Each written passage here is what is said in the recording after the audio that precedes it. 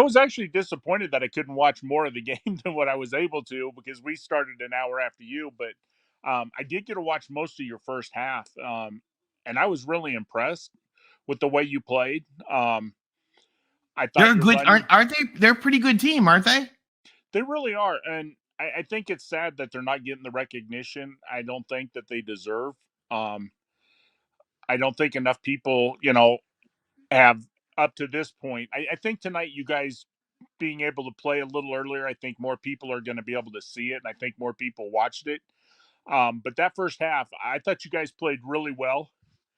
And seeing by the score, it looked, you guys shut them down in the second half.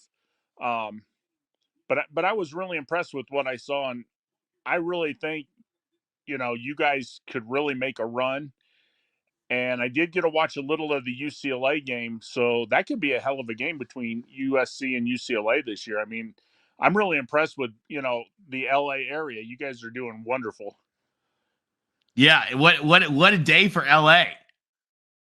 The rest of in fact, for those of you guys who follow, I love the No Truck Stops podcast. I think those guys are a lot of funny. And they had classified themselves as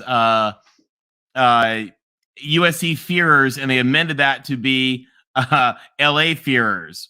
And hey, guys, we got another one of our callers, Andy, who we were just talking to a little bit ago. Andy, welcome to the show. Tell us about your thoughts on the big game tonight. Yeah. It was another one of those great heart attacks where you were – it's like this the whole season's been. You let your expectations get really high, then they come back to earth, then they go high again, then they come back.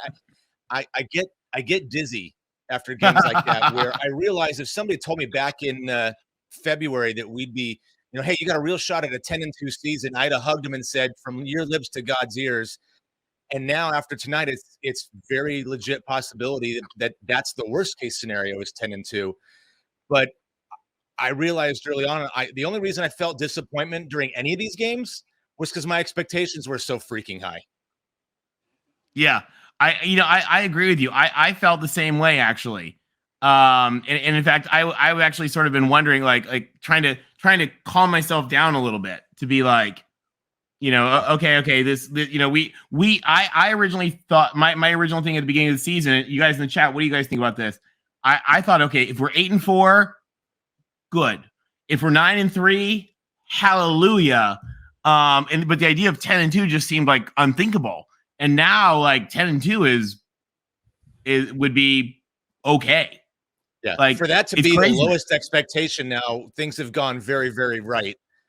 And all of us who watch the games and care about stats and care about player development, of course, we're going to want more. And every time something goes wrong on defense, we question Alex, on and on and on. But man alive, when things go well, game's over. You look at the score, you're like, hey, we're 6-0. End of conversation. And I'll tell you one of the other things too that I thought a lot about tonight. I've been keeping very close watch on Notre Dame. What's going to happen here with Notre Dame. And I don't know if for those of you guys who saw Notre Dame beat BYU. I mean, I think this is a very mediocre BYU team, and Notre Dame beat them. The game was kind of close to the end, but Notre Dame pretty much had that game under control. So, I mean, I think that Notre Dame game is very winnable. I mean, the big showdown, it looks like, is going to be the classic USC-UCLA game. That's probably the most exciting takeaway of the whole thing is that it could come down to an amazing November 19th that could be a preview of the championship game or anything else for that matter. Yeah, I mean, and I don't want, I'm going to knock on wood here, but can you guys imagine if we had the UCLA game and then a rematch for the championship game? That's not outside the realm of possibility. Nuts. And we got a friend of the show, Gixxer Squid. You did call the UCLA Utah game last show. You did tell everybody, and you were spot on correct. Tim, what's your take, real quick, on the UCLA game? UCLA has looked amazing last 2 weeks. I think whatever they were doing in their non-con schedule was was smoke and mirrors. It looks like that offense is hitting on all cylinders, and that pass rush, man. I hope we get our line healthy and our issues up front worked out before we do face that line. Because I got news for everybody.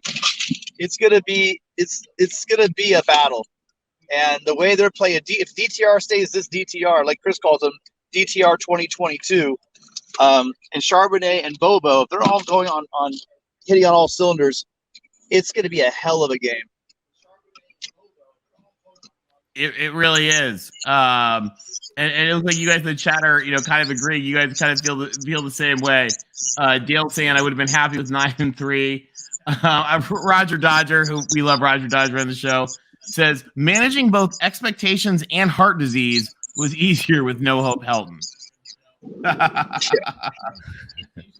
Well, it just goes to show you can't look at preseason rankings, and a lot of this stuff, because the teams that I thought were going to give us the most trouble are now looking like the most vulnerable, right? At first I thought it was going to be Utah and Notre Dame, and I'm not in any way, shape, or form writing those two teams off. But man, UCLA's come out of nowhere, and this was a good Washington State team.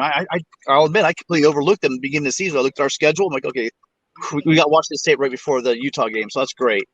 But it is college football, and on any given Saturday, someone can step up, as we've seen. But the biggest thing we have to do is not to count our chickens for they hatch, because we don't know how healthy we're going to be. So let's just take it one game at a time and hope this offensive line stays healthy. Because did Haskins come back? I know he went and get hurt. I thought he did. I'm not sure. So he has an ongoing shoulder issue, and he came out for a while. And that's where we're having some now. Guys are coming, they're playing, but they're playing. They're not getting time to rest up, get healthy. And so with Haskins, again, I think it's his shoulder. I mean, again, it's hard being at the Coliseum and knowing what's going on. But he came out and he was having some trouble with that. His arm, he was favoring his left side, his upper body. And I believe his earlier injury was a shoulder injury. So let's hope we keep our lines healthy. And we're going to need him for next week with Utah. That Utah game, I mean, yeah, they went down to UCLA today, but that's still a strong Utah team, and playing in Salt Lake City is going to be real tough.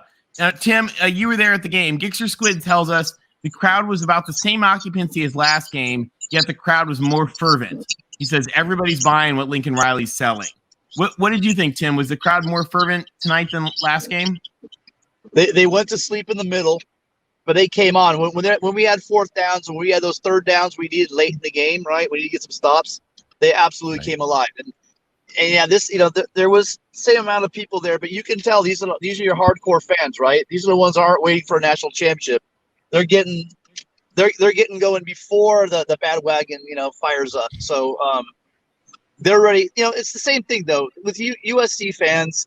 You got about half of them that that just kind of sit on their hands, and then you got the ones that get really loud. And you did notice in this game that when they needed to get loud, they did get loud. So it was good to see. Well, and I'll tell you guys something kind of interesting we found this week. I did kind of something kind of crazy this week. We took a look at the Pac-12 stadiums just to see how big is our state. Like, we're trying to think about crowd noise and all that. Our stadium is one of the biggest in the country space-wise, even though it only holds 77,000 people, because our seats are a lot bigger. So check this out, you guys. If you can see it on the screen, Michigan Stadium, Ohio Stadium, they all fit inside the Coliseum. Like, the Coliseum is a way bigger stadium than Michigan, even though it holds 40,000 fewer people. And you take a look at this, even Tennessee. Look how much bigger our stadium is. So when our crowd is a little bit spread out, so when our crowd is loud, our fans are really, really loud, because it's tougher for us to make a lot of noise. It's why we sometimes get jokingly called the LA Mausoleum.